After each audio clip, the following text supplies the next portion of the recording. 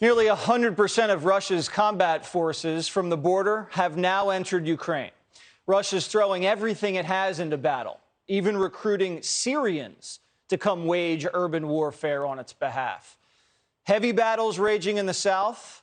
Mykolaiv is the scene of massive fighting as Russian ground forces threaten to strangle the entire south and move towards the key port city of Odessa. The Black Sea coast is in trouble as the Russian military is making more progress there than in the north. Zelensky is begging for more air support from the West. Yesterday, Secretary of State Tony Blinken said the U.S. wouldn't stand in the way of any NATO members offering to support Ukraine.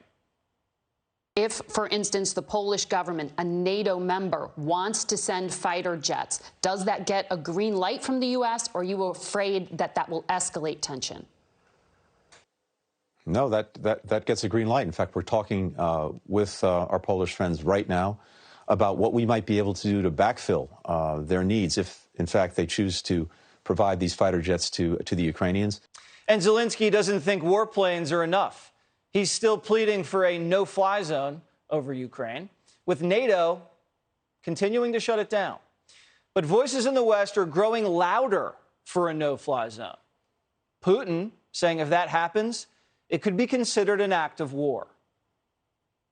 Now we are hearing that a no-fly zone must be established over the territory of Ukraine. But any move in this direction will be viewed by us as a participation in the armed conflict of whichever side whose territory will pose a threat to our service members.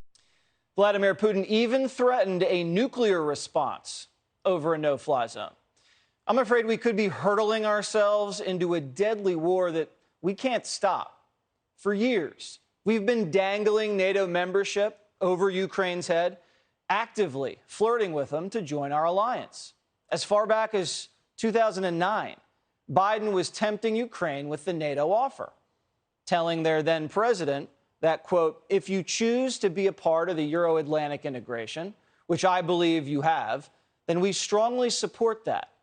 We do not recognize any sphere of influence. We do not recognize anyone else's right to dictate to you or any other country what alliances you seek to belong to. We signed up Ukraine as a NATO partner state a year ago. Was that a good idea? We kept telling them a little more has to be done. You're almost there. Just clean up your corruption. Then this November 10th, it changed everything. The Biden administration and Ukraine signed a charter on strategic partnership, saying that the U.S. supports Ukraine joining NATO. Putin saw this as a direct act against him. It was an assurance to Ukraine that they're almost there and that they're meeting their criteria that NATO had told them to meet. The agreement said the U.S. will, quote, emphasize unwavering commitment to Ukraine's sovereignty, independence, and territorial integrity within its internationally recognized borders, including Crimea, and extending to its territorial waters in the face of ongoing Russian aggression, which threatens regional peace and stability and undermines the global rule-based order. This move directly taunted Putin. He was furious and accelerated his mobilization against his neighbor. Did we have a plan for Ukraine? What did we expect when they were this close to NATO membership? Well, we either didn't have a plan for a Russian reaction, didn't think Russia would react, or we're watching our plan play out right now. Hillary Clinton hinted at the plan last week: turn Ukraine into a killing field to bleed Russia dry. Listen. Remember, the Russians invaded Afghanistan back in 1980.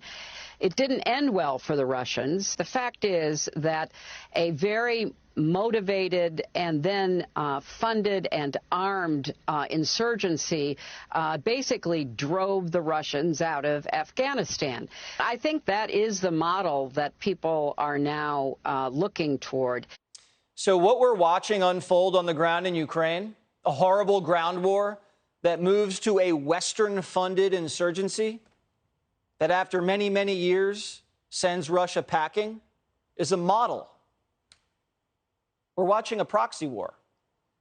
Ukraine wanted Biden to send them the Iron Dome missile defense system. This is the joint venture between the United States and Israel. But Israel and the United States shot that down. The Biden administration and the Israelis said they didn't want to anger Russia. Wouldn't let them defend themselves. That would have been essentially a no-fly zone, having the Iron Dome. So while innocent Ukrainian families are dying, Putin's forces are getting pretty run down too. But we're buying Russian oil.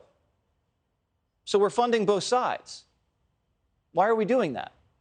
Nobody wins here. Ukraine's becoming a graveyard. How did nobody in Washington see this coming? Or did they? And they didn't do anything about it. Or perhaps America would never have been able to stop the Russian invasion. But it seems like we could have finessed this Ukraine situation a little bit better because people are being slaughtered. NATO is now mobilizing. The market is tanking. A recession is looming. And gas prices are now above $4 a gallon. The American people and the Ukrainian people deserve better than this. And we must not accept it. Hey, Sean Hannity here. Hey, click here to subscribe to Fox News YouTube page and catch our hottest interviews and most compelling analysis. You will not get it anywhere else.